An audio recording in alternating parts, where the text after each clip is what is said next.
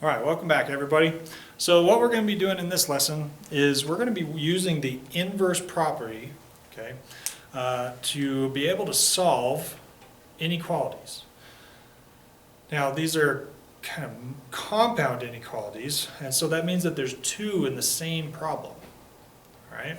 And so if you watched the last video, we put two problems onto the same number line, and we had the lines overlap or go away from each other.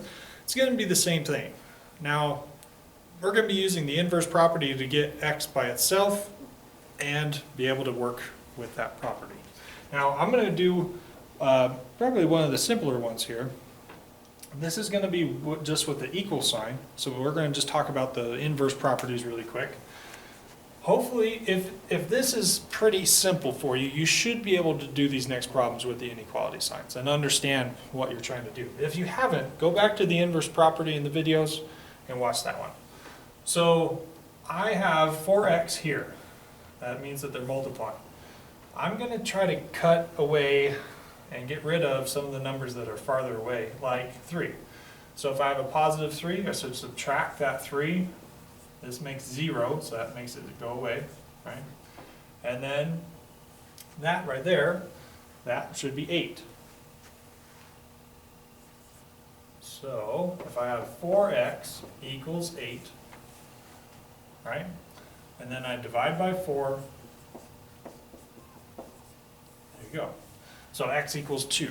So now we know for an equation that your answer is 2. So let's take a look at some of these that have inequalities on them. Now, with an equation, you can't do something like this. Okay?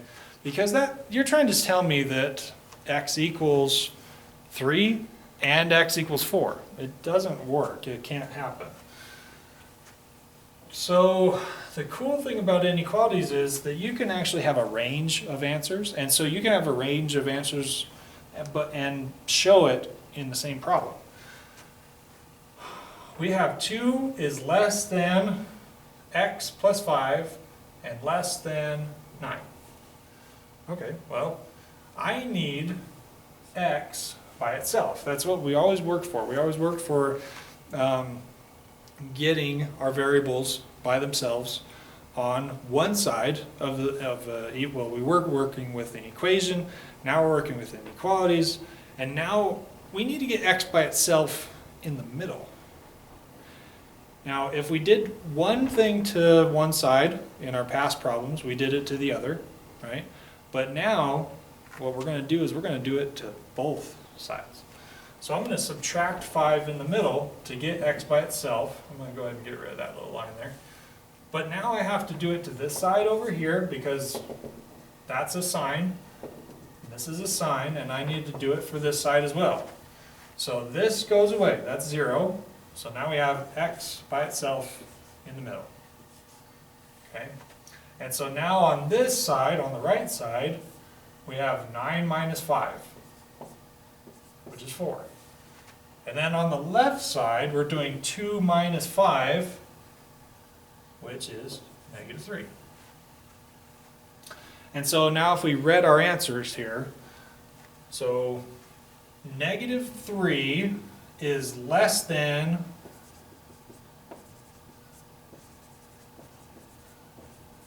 all my answers, okay? And then we say all my answers are less than 4. And so if we were going to graph this, I always just put 0. So I'm going to go to negative 3. And 1, 2, 3, 4.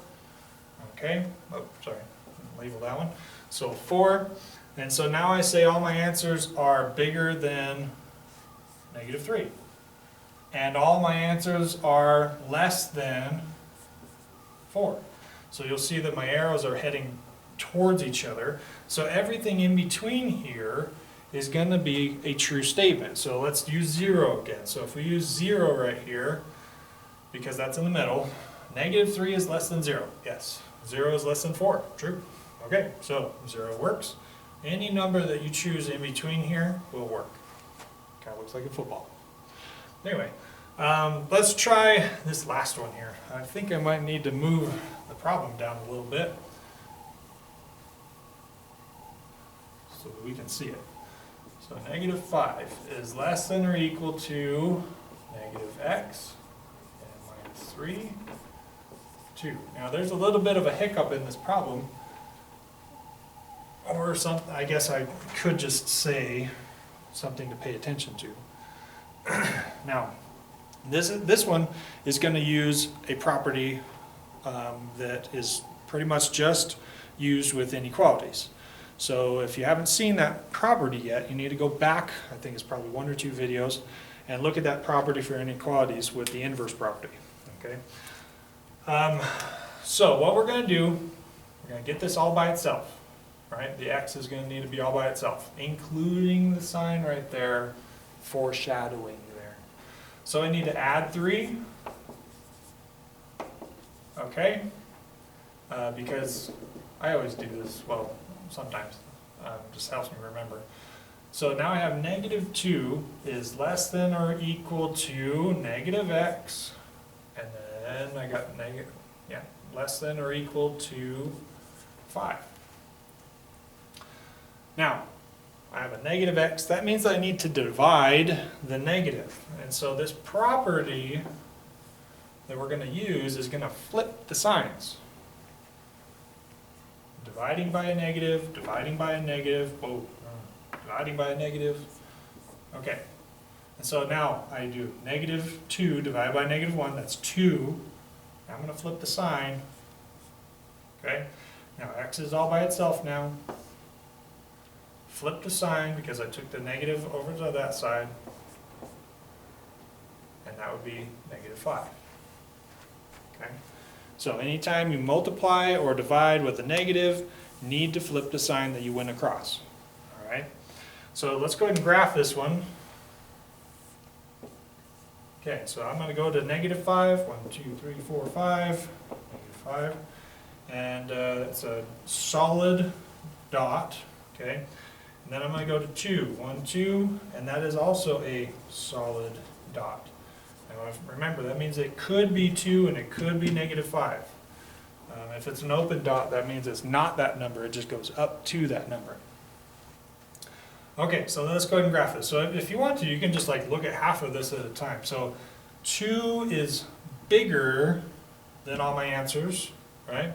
So 2 is greater than or equal to all my answers. So all my answers are this direction. Now you can do all my answers are bigger than negative 5. Bigger than or equal to negative 5. So once again, we have this section in there, our football that is all of our answers that would make both of these true at the same time. And so that is kind of, well, that is our and. Okay, we're going to be using both at the same time. They're called compound inequalities. So that means that any number in here will make both of these work at the same time. All right, we'll hopefully see you in the next video.